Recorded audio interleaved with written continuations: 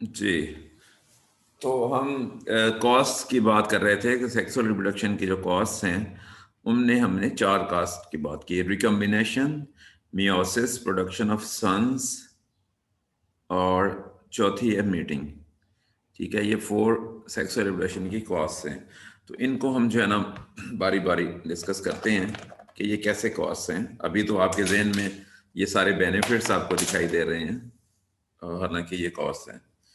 तो इनको हम डिस्कस करते हैं। सबसे पहले जो रिकम्बिनेशन है, हमने देखा है कि सेक्सुअल रिप्रोडक्शन में रिकम्बिनेशन होती है, सेक्सुअल रिप्रोडक्शन होती है, रिकम्बिनेशन होती है, ठीक है ना, जिससे कि वेरिएशन हमने बात की थी कि सेक्सुअल रिप्रोडक्शन में एक तो मियासिस की वजह से वेरिएशन आती है, दूसरा रिकम्बिनेशन ऐसी होती है कि 50% जीन्स दोनों पेरेंट्स शेयर कर रहे होते हैं, तो इस तरह से वेरिएशन आती है। तो अब ये रिकम्बिनेशन कैसे कॉस्ट है सेक्सुअल रिप्रोडक्शन की? ये कॉस्ट इस तरह से है कि एक सक्सेसफुल कॉम्बिनेशन होता है, ठीक है, जिसको कि नेचर सिलेक्ट कर लेती है। अब जैसे अभी हमारा वो कौन सा स्टूडेंट था जिसकी शादी हुई है, क्या नाम था, लो नाम ही जहन से निकल गया मेरे जी। सर जी हमजा। हमजा, हमजा तारी। अच्छा, हमजा जो है ना, अब इसको नेचर ने सिलेक्ट किया है, ठीक है, ये सरवाइव इसने किया, एडल्ट इसने, हमजा हमजा। और इसने रिप्रोड्यूस किया, इसका बेटा भी है, ठीक है। तो अब एक सक्सेसफुल कॉम्बिनेशन ऑफ जीन, एक इंडिविजुअल क्या होता है, वो सक्सेसफुल कॉम्बिनेशन ऑफ जीन्स होता है या क्रोमोसोम्स, उससे आगे आप जीन्स कह लें, सक्सेसफुल कॉम्बिनेशन होता है उसमें। अब सेक्सुअल रिप्रोडक्शन में क्या होता है कि सेक्सुअल रिप्रोडक्शन में जो आगे इसके बच्चे होंगे, जैसे इसका बेटा है, उसमें वो सक्सेसफुल कॉम्बिनेशन ऑफ जीन्स को ब्रेक कर दिया जाता है। तो ये भी एक कॉस्ट है, ठीक है। तो ये कोई दानिशमंदी नहीं है कोई। अब देखिए, आपके पास एक जो है ना टीम है, वो बहुत अच्छा खेल रही है और सही परफॉर्म कर रही है, उसके तमाम प्लेयर्स बहुत अच्छा परफॉर्म कर रहे हैं और मैच जीत भी रहे हैं, ठीक है। आपकी क्रिकेट की टीम है या हॉकी की टीम है, उनके अंदर आपस में कोऑर्डिनेशन भी है, प्लेयर्स का आपस में कोऑर्डिनेशन भी बहुत ज़रूरी है। अगर हॉकी है, फुटबॉल है, आपस में पासेस देने, एक दूसरे को अंडरस्टैंड करना है, इस तरीके से कॉम्बिनेशन होता है। इस तरह से क्रिकेट है, उसमें भी। तो अब अगर कंडीशंस नहीं बदली, ठीक है, वैसी पिच है जैसे कि पिछले मैच में पिच थी, और टीम भी आगे से भी कोई कंडीशंस, यानी कि फिजिकल कंडीशन भी नहीं चेंज हुई, एबायोटिक फैक्टर्स भी चेंज नहीं हुए, बायोटिक फैक्टर्स भी चेंज नहीं हुए। एबायोटिक फैक्टर्स क्या हैं कि पिच वगैरह चेंज नहीं हुई, ठीक है, पिच की कंडीशन, वेदर की कंडीशन वही है। बायोटिक फैक्टर्स क्या हैं कि आगे से जो मुकाबले में प्लेयर्स हैं वो भी वही हैं। तो आप बड़े अहम मैच में कॉम्बिन प्लेयर्स चेंज कर देते हैं, कॉम्बिनेशन। हालांकि पिछले मैच में उन प्लेयर्स ने अच्छा परफॉर्म किया है और वो फिट भी हैं, कोई इशू भी नहीं है, तो आप एकदम प्लेयर्स चेंज कर लेते हैं, ठीक है। अब वो क्या होता है, एकदम से आपने जो बेस्ट कॉम्बिनेशन था उसको चेंज किया, और अगले मैच में जो है ना, अब चांस है या तो बहुत अच्छा परफॉर्म, और अगर टीम हार जाती है तो सब क्या कहेंगे, सब लानत मलामत करेंगे कि नहीं करेंगे, कि क्यों चेंज करने की मजबूरी क्या थी उस सक्सेसफुल कॉम्बिनेशन को, जबकि कंडीशंस भी नहीं बदली थी और तमाम प्लेयर्स भी ठीक परफॉर्म कर रहे थे। Why you change the successful combination? बात समझ रहे हो कि नहीं समझ रहे? यही काम सेक्सुअल रिप्रोडक्शन में होता है कि एक सक्सेसफुल कॉम्बिनेशन को तोड़ दिया जाता है। कंडीशंस तो एकदम से नहीं बदली, एक अगली जनरेशन में क्या बदल गया है, ये हमजा जो है ना, उसके और इसके बच्चे के दरमियान क्या कंडीशंस बदल गई, कौन से बायोटिक बायोटिक फैक्टर्स बदल गए कि एक सक्सेसफुल कॉम्बिनेशन को तोड़ दिया गया? समझ रहे हो बात? तो ये एक बड़ी कॉस्ट है सेक्सुअल रिप्रोडक्शन की, कि एक सक्सेसफुल कॉम्बिनेशन जो है वो चेंज हो जाता, तोड़ दिया जाता है, ठीक है। और उसके साथ साथ आपको पता है कि जो गैमीट्स होते हैं, दो गैमीट्स फर्टिलाइज मिलेंगे, यानी एग और स्पर्म की फर्टिलाइजेशन से जाइगोट बनेगा, उससे इंडिविजुअल बनेगा। तो ये दोनों हैप्लॉइड होते हैं।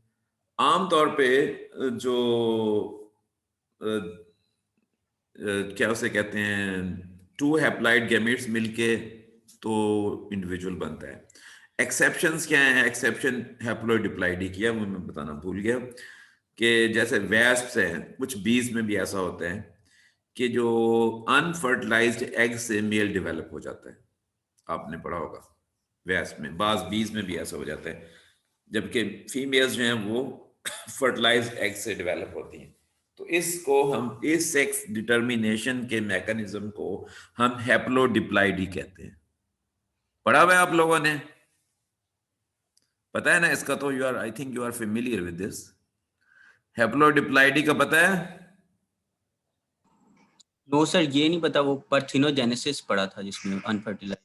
हाँ, वो पार्थिनोजेनेसिस, इसको ये हैप्लोडिप्लॉइडी कहते हैं, सेक्स डिटर्मिनेशन का मैकेनिज्म, जिसमें हैप्लॉइड जो है वो फीमेल मेल में डेवलप हो रहा है और डिप्लॉइड फीमेल में डेवलप हो रही है। तो इसकी एक्सेप्शन के अलावा जनरली तो जो है ना वो डिप्लॉइड होते हैं इंडिविजुअल्स इस तरह से। अच्छा, अब यहाँ पे जो गैमीट्स हैं उनमें कोई हार्मफुल एलील्स भी हो सकते हैं, रिसेसिव डेलीटेरियस एलील्स भी हो सकते हैं, नुकसानदेह एलील भी हो सकते हैं। ठीक है, अब क्या होता है कि दो गैमीट्स के मिलने से आगे इंडिविजुअल बनने, एक एग और एक स्पर्म, ऐसा भी तो मुमकिन है कि दोनों में कोई हार्मफुल एलील्स रिसेसिव फॉर्म में मौजूद हो, और जब फर्टिलाइजेशन हो के जाइगोट बनता है, इंडिविजुअल बनता है, और वो दोनों इकट्ठे हो जाते हैं।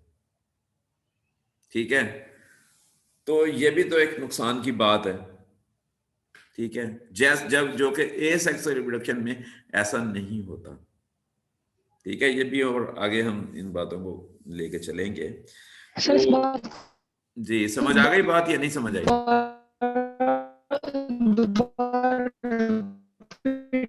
आपकी आवाज कट रही है।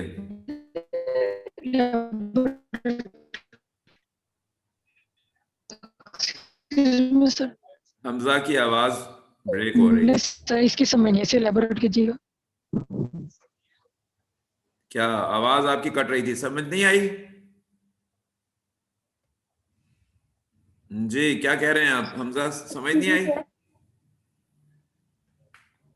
सर ये सक्सेसफुल कॉम्बिनेशन टूटता कैसे है? इस सर बात को दोबारा रिपीट कीजिएगा, इसकी समझ नहीं लगी। अच्छा, मैं बताता हूँ, आप जरा खामोश हो। जी, जो आपने रिकॉम्बिनेशन ऑफ एलील्स की बात की। जी, सक्सेसफुल, आपकी तो आवाज नहीं आ रही। सक्सेसफुल कॉम्बिनेशन तो बेटा इसी तरह से सर इस पॉइंट को रिपीट कर दें। जी, सक्सेसफुल कॉम्बिनेशन इस तरह से, असल में आपके नेट का कोई इशू है, आपको शायद मेरी आवाज भी ना फिर से ही आ रही है। सक्सेसफुल कॉम्बिनेशन के टूटने का मतलब ये है कि एक हमजा है, लाइक हमजा, इसके अंदर जो 23 पेयर ऑफ क्रोमोसोम्स हैं और जो इसके अंदर जीन्स हैं, वो एक सक्सेसफुल कॉम्बिनेशन ऑफ क्रोमोसोम्स या सक्सेसफुल कॉम्बिनेशन ऑफ जीन्स है इसके अंदर। अब इसकी शादी हुई तो इसने, इनके जो गैमीट्स थे, इसके जो स्पर्म्स और इसकी वाइफ के जो एग, उससे मिलके इसका बेटा पैदा हुआ। अब 50%, one set of chromosomes come from Hamza, another set of chromosome come from his wife। तो अब क्या हुआ? अब नया कॉम्बिनेशन नहीं बन गया उसका जीन्स का। जी सर। ठीक है, ये कह रहा हूं, और वो कॉम्बिनेशन पहला सक्सेसफुल था। अब हमें कोई पता नहीं कि जो अब बना है वो क्या है। आपने देखा नहीं, बाज़ का पेरेंट्स के अंदर कोई भी ऐसी बीमारी नहीं होती, वो मतलब जो कैरियर तो में भी हो, वो जो हेरिडिटरी डिजीज हैं, बच्चों के अंदर इश्यूज होते हैं कि नहीं? नॉर्मल बच्चे बाज़ का, और लेकिन पेरेंट्स नॉर्मल होते हैं। बोलो, होते हैं कि नहीं होते? यस सर, होता है। तो ये मैं आपको बता रहा हूं कि क्या होता है कि गैमीट्स में रिसेसिव एलील्स हो सकते हैं जो कि डेलीटेरियस हैं, हार्मफुल हैं। अब ये भी तो चांस है कि दो रिसेसिव, जब एग और स्पर्म मिले हैं तो दो रिसेसिव हार्मफुल एलील इकट्ठे हो जाएं, इसका चांस तो है ना सेक्सुअल रिप्रोडक्शन में। जबकि एसेक्सुअल रिप्रोडक्शन में ऐसा नहीं होता। एसेक्सुअल रिप्रोडक्शन में तो एक ही पेरेंट होता है, ठीक है। तो कजन मैरिजेस को क्यों मना करते हैं कि रिपीटेड कजन मैरिजेस ना हो? क्यों मना करते हैं रिपीटेड कजन मैरिजेस को? कि अगर जो है ना मियाँ बीवी वो कजन्स हैं, आगे फिर वो जो उनके बच्चे हैं फिर उनकी कजन मैरिज कर दें आप, ठीक है ना, ये इनब्रीडिंग टाइप चलता रहे, तो इनब्रीडिंग डिप्रेशन आपने पढ़ा होगा। तो उससे क्या चांस होता है कि जो हार्मफुल रिसेसिव एलील्स हैं वो होमोजाइगस फॉर्म में आने के चांसेस उनके बढ़ जाते हैं, और जिससे कि बहुत सारे प्रॉब्लम्स पैदा होते हैं, ठीक है। समझ आ गई अब बात की आपको कि नहीं आई? सक्सेसफुल कॉम्बिनेशन कैसे टूटता है, और दूसरी बात जो मैंने की थी उसकी भी समझ आ गई अब? जी जी सर। क्लियर हो गया? जी सर, आ गई है समझ। यस सर, क्लियर है। हाँ, तो ये रिकम्बिनेशन जो है ना इसमें होता है, जबकि ये एसेक्सुअल रिप्रोडक्शन में ऐसा नहीं होता।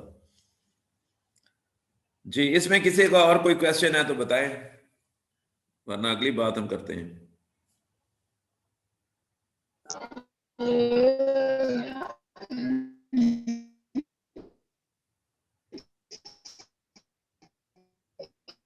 जी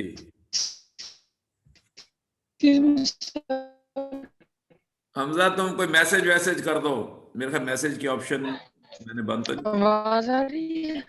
आपकी आवाज नहीं आ रही सही, आप चैट में हमें बता दें, जो क्वेश्चन है वो चैट में कर दें, ठीक है। सर इसमें ये भी तो शॉर्ट ही नहीं है ना कि जो नेक्स्ट कॉम्बिनेशन होगा वो अनसक्सेसफुली, तो वो भी तो शॉर्ट ही नहीं कि सक्सेसफुल होगा। जो सक्सेसफुल था, क्या ऐसी मजबूरी है कि उसको तोड़ रहे हैं? मजबूरी क्या है ये तो बताया जाए पहले। कोई मजबूरी तो नहीं है ना, बिला वजह क्यों छेड़छाड़ की जा रही है? ठीक है, नेक्स्ट हमारी कॉस्ट है मियोसिस की, उस पर थोड़ी सी बात करते हैं, टाइम भी खत्म हो रहा है।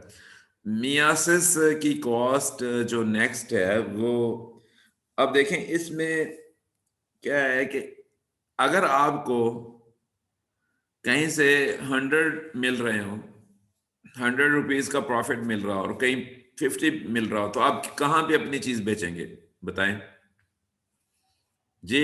इकरार, आपको अगर 100 रुपए मिल रहे हो कहीं पे और कहीं से 50 मिलते हो, तो आप कहां बेचेंगे अपनी चीज?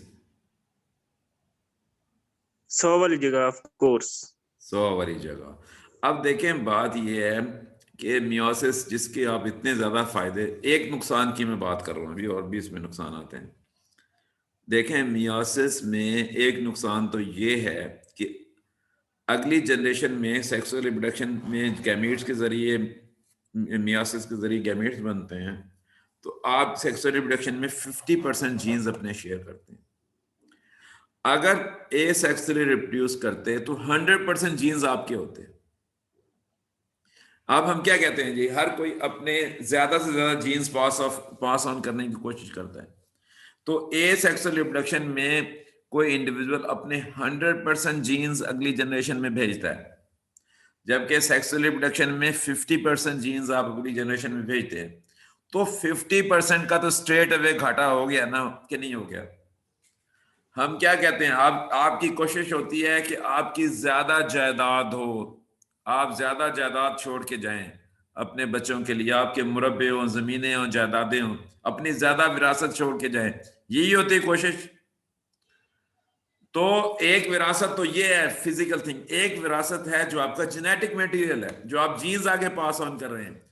हम किसे कहते हैं कि कौन सक्सेसफुल है? जो ज्यादा जीन्स पास ऑन करता है, किसकी रिप्रोडक्टिव सक्सेस ज्यादा है, ठीक है। जो फिटनेस होती है वो सर्वाइवल और रिप्रोडक्टिव सक्सेस के मिलने से होती है। तो रिप्रोडक्टिव सक्सेस किसकी ज्यादा है? जो सारे के सारे जीन्स जिसके पास ऑन हो रहे हैं, जिसके 50% हो रहे हैं, बताओ जल्दी बोलो जी। सारे हो रहे हैं सर। हाँ सर जी सारे हो रहे हैं वो आगे ज्यादा। हाँ, तो फिर एसेक्सुअल रिप्रोडक्शन में 100% जीन्स पास ऑन होते हैं, जबकि सेक्सुअल रिप्रोडक्शन में 50% जीन्स पास ऑन होते हैं। तो ये 50% का तो घाटा स्ट्रेट अवे यहीं पे हो गया, ठीक है। तो मेरा ख्याल है यहाँ बस करते हैं हम, बाकी बातें हम खुद भी पढ़ के आए हैं और थोड़ा सा इस पे मजीद, ठीक है जी, बाकी बातें हम कल करेंगे।